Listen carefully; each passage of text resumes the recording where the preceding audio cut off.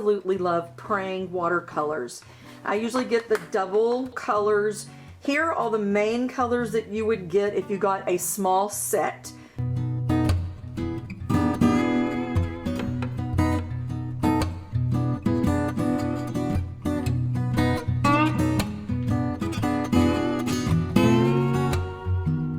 This is what I use for my students usually. This is 300 series. It's spiral bound. There are two different sized watercolor paper. When you first open it up, this is the textured side.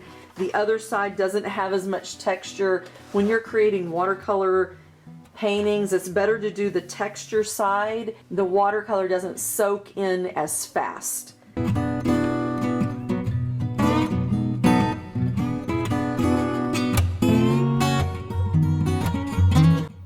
Hey, you guys, come paint with me.